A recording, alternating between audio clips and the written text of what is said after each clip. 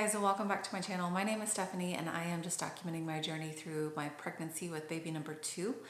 And I had this whole update filmed and it was for weeks 5 through 7, and then life happens and kind of go into what's been going on, but I'm so far past like weeks 5 and 7 at this point. So I'm just gonna do like a whole first trimester update and then we'll be pretty much caught up. I can't remember if I said this in one of my last videos, but when I went in and did my blood work on our beta day, the first beta came back and it was 189. And then we went in 2 days later and did our beta number 2 and it was up to 463. So both betas were great. I was happy with those. And then we just had to wait the long, like 2.5, I think, weeks until we went in whenever I was 7 weeks pregnant for our first ultrasound. So far, symptom-wise, I would say definitely more than with Matthew. So that's kind of just crazy. This whole pregnancy has been just night and day from what it was the first time. So in the beginning, like weeks 5 through 8, I could definitely tell I was very moody, like no reason at all. I was just very like, any little tiny thing would like just irritate me. And I was like, ooh, I don't like this version of me. Let's like get past this quick. And then headaches, I still, even up till now, I will get a headache and it'll usually last like 3 or 4 days. And then I'll go a couple of weeks without one and then it'll kind of come back. So it's like this little cycle that keeps going. And this past week I had 3 days of just headaches that were just super painful. There were a few times, like literally maybe 2 or 3 times that I kind of got a little nauseous, and it was over so fast though. Like I never felt like I needed to eat anything in order to like settle my stomach or anything. It was just kind of, I think, I'm trying to remember like when I felt it, if it was just in the morning or whatnot. I can't remember now, but there were just those couple of days where I was like, ooh, and then it would go past as soon as I felt it. So not too terrible. The other amazing thing is that I have not had any heartburn. So as we got closer to week 10 and I was gonna come off of our progesterone injections and the estrogen that I was on, I was getting so nervous because week 10, it was like on the day that I was pregnant with Matthew, my heartburn kicked in and it lasted the entire pregnancy. And so as we got closer, I was like, please, please, please, no heartburn. So far, so good. There has been just a couple of nights where we've tried to lay down and go to sleep and I can just like feel it kind of like heavy on my chest, and I'll take some Tums and I'll be fine, and it doesn't bother me at night or anything. So other than those 2 or 3 times at night, everything else has been totally fine. The other thing with this pregnancy is that I am just hungry all the time. Usually I'd be fine like eating, breakfast, lunch, dinner, maybe a snack in the afternoon or something. But now it's like I'm constantly just like, when am I eating? When's the next snack? When's the next dinner? When's the next food or mealtime? So always hungry with this pregnancy. The biggest symptom that I've had so far is I am just flat out exhausted all the time. It never fails. Like in the afternoon from like 1 to 3 o'clock, I could lay down and take a nap, and not a power nap, not like a quick, 30 minutes and I'll be great. I need like 2 hours minimum in order to feel like I can, survive the next half of the day. And you would think that sleeping that much in the afternoon that I would be like wired and, wide awake at night. No. By 9 o'clock at night, I am done. I'm ready to go back to bed and be good again. So that's been the biggest thing. That's another reason why it's been so hard for me to like get videos edited, is because on if you followed me for a while, I'm off on Fridays, and that's technically our Matthew mommy day.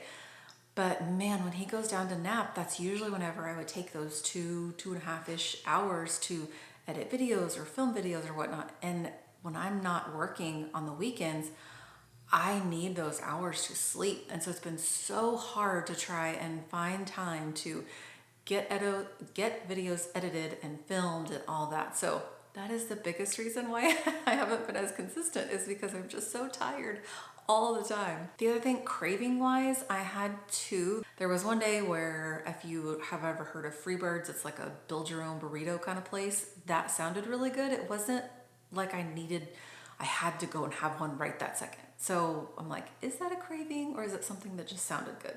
I don't know. But the other thing that I would say was definitely a craving was all of a sudden I just wanted green olives. I am not a green olive person. I don't mind them. I'll eat them like at Thanksgiving or Christmas, like if they're out on the little like platter or whatnot.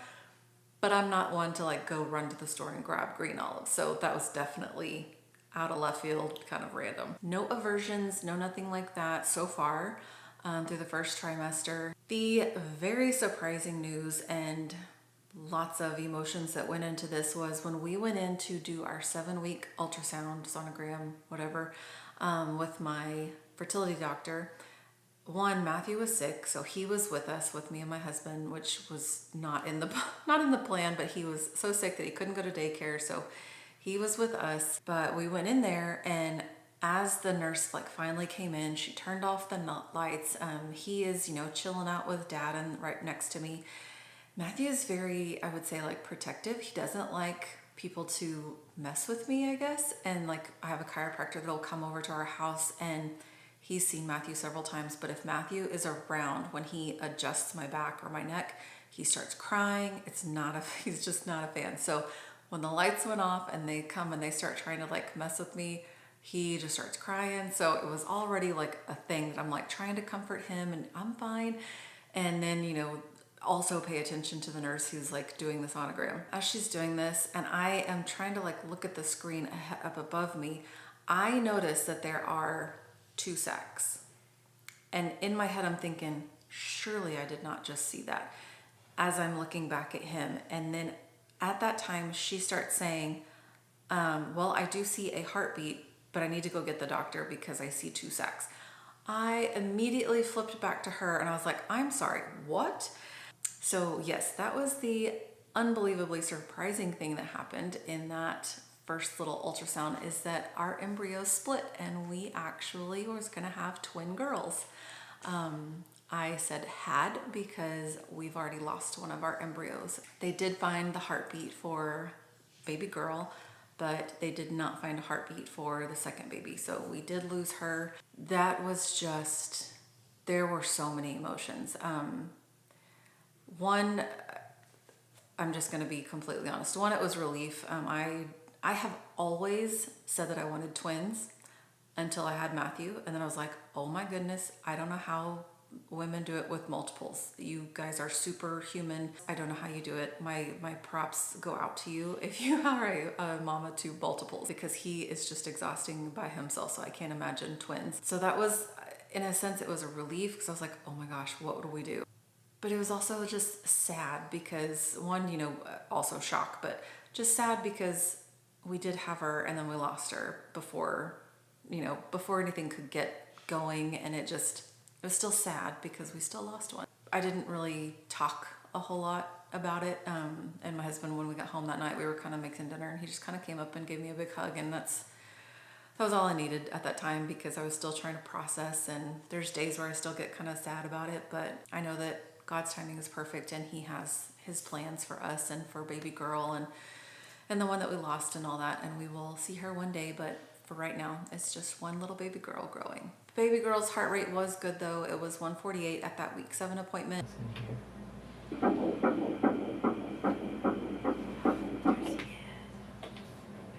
Perfect.